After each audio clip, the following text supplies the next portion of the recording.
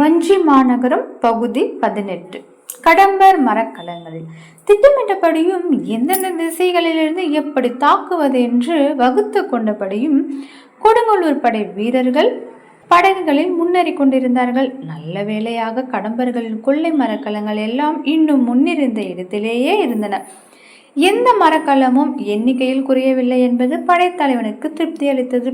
பொதுவாக கடம்பர்களின் கொள்ளையிடும் முறை எப்படி என்றால், கொள்ளையிட்ட பொருள்களும் சிறைப்பிடித்த பகவேர் நாட்டு ஆடவர் மகளிரும் கூடிய மரக்கலம் கொள்ளை போர் முடிவதற்கு முன்பே சொந்த நாட்டுக்கு திரும்பி சென்று பத்திரமாக துறையடையும்படி கடத்தப்பட்டுவிடும். ஆனால் என்ன காரணத்தினாலோ இம்முறை முதலில் எத்தனை கொள்ளை மரக்கலங்கள் துறைக்கு வந்தனவோ அத்தனை மரக்கலங்குமே அப்படியே இருந்தன. முதல் நாள் அந்த மரக்கலங்களில் ஒற்றறிவதற்காக சென்ற போது ஒரு காரியத்துக்காக அவற்றை எண்ணிக்கை கணக்கிட்டு வைத்துக் கொண்டான் குமரன் நம்பி. இப்போதும் அந்த மரக்கலங்கள் அப்படியே இருந்தன.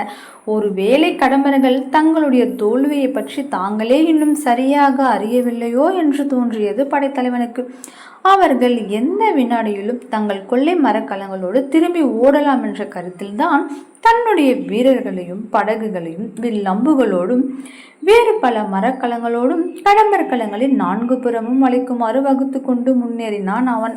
முதல் நாள் இரவு முழுவதும் பொன்வாணியாற்று முகபுதரில் மறைந்திருந்தும் கடம்பர்களை எதிர்த்து போரிட்டு களத்திருந்ததாலும் படை வீரர்களோ தலைவனோ ஓய்ந்து விடவில்லை. கடம்பர் கொள்ளை மரக்கலங்களை சூறையாடப் போகிறோம் என்ற உற்சாகத்தோடும் ஊக்கத்தோடும் முன்னேறிதான் கொண்டிருந்தார்கள்.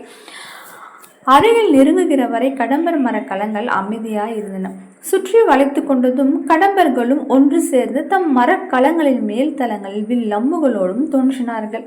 போர் மூண்டது. குமரன் நம்பி எதிர்பார்த்தது போல் மரக்கலங்களில் மீதமிருந்த கடம்பர்களின் எண்ணிக்கையும் மிக மிக குறைவாக இருந்தது.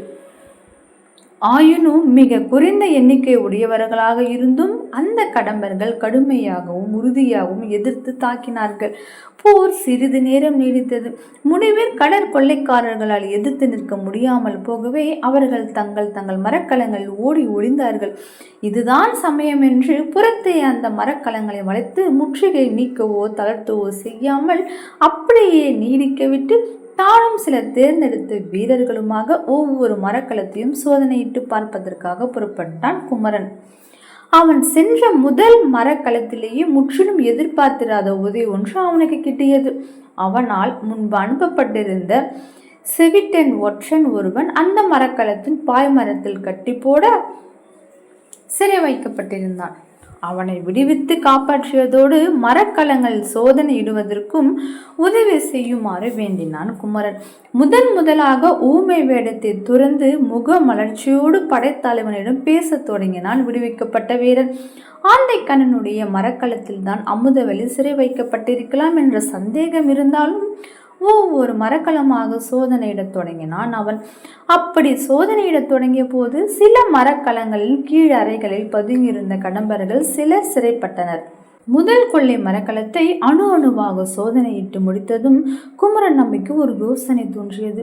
குற்றுயிரும் கொலை உயிருமாக களத்தில் காயப்பட்டவர்களை விட்டுவிடும் வழக்கம்படி கடற்போரில் காயமுற்ற வீரர்களும் ஏனையோரும் அவர்கள் தலைவனான ஆந்தைக்கண்ணனும் தப்பி ஓடுவதற்கு ஒரு மரக்கலத்தை திருப்பி அளித்துவிட்டு மற்ற மரக்கலங்களை சோதனையிட்ட பின் நெருப்பு கிரையாக்கி விடலாம் என்று எண்ணினான் அவன்.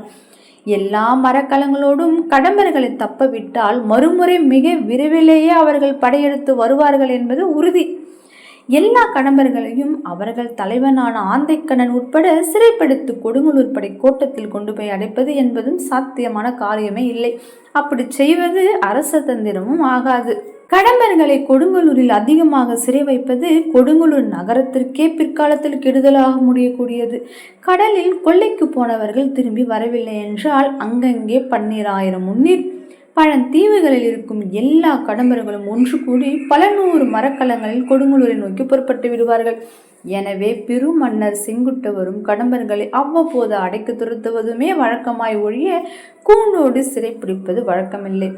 அந்த முறையில்தான் இப்போது குமரன் நம்பியும் செயற்பட விரும்பினான்.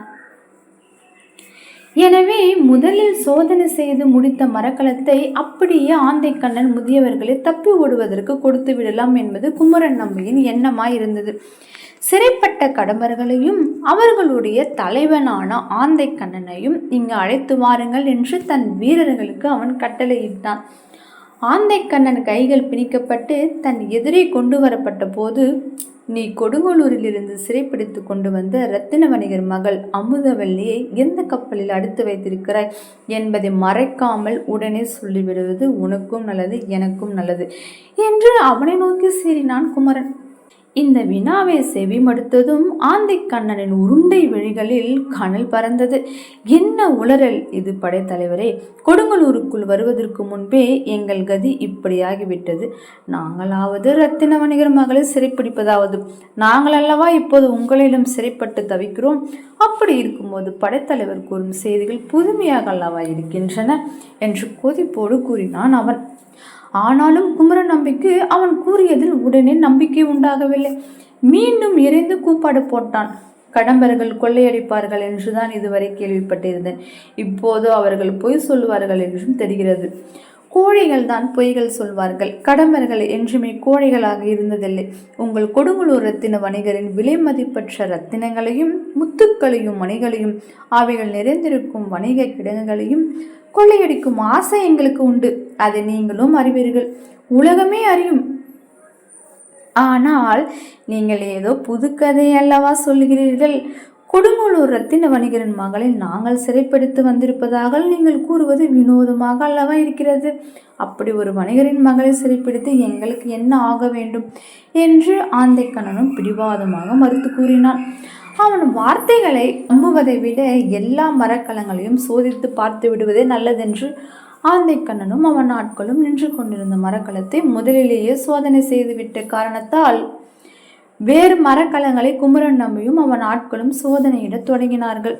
நிதானமாகவும் பொறுமையாகவும் ஒரு மரக்கலம் விடாமல் தேடி துளைத்து பார்த்தும் அமுதவல்லியை காணவில்லை. கடம்பர்கள் பொன்வானி முக துவாரத்தின் வழியாக நகருக்குள் வந்து அமுதவல்லியை சிறைப்பிடித்து கொண்டு போயிருந்தால் நிச்சயமாக அவர்களுடைய கொள்ளை மரக்கலங்கள் ஏதாவது ஒன்றில் தான் வைத்திருக்க வேண்டும். இத்தனை மரக்கலங்கள் எதிலும் அவள் இல்லை என்றவுடன் குமரன் நம்பியின் மனதில் சந்தேகம் எழுந்தது. அமைச்சர் அழுமில்வேலும் அவருடைய அந்தரங்க ஒற்றர்களும் எதற்காக இப்படி ஒரு பொய்யை தன்னிடம் கூறினார்கள் என்பதை அவனால் புரிந்து கொள்ள முடியவில்லை. உண்மையில் அப்படியே ஆந்தை கண்ணன் அமுதவல்லியை சிறைப்பிடித்திருந்தாலும் இப்போதுதான் அவன் பயன்படுத்துவதற்கென்று கொடுத்திருக்கும் அந்த ஒரே ஒரு மரக்கலத்தின் மூலமாகத்தான் அவளை தன்னுடைய தீவுக்கு கொண்டு போக முடியும். அவனுடைய கூட்டமோ இப்போது மிக மிக சிறிதாகி சிறைப்பட்டு விட்டது. அந்த கூட்டத்திலும் பெண்கள் யாருமே இல்லை.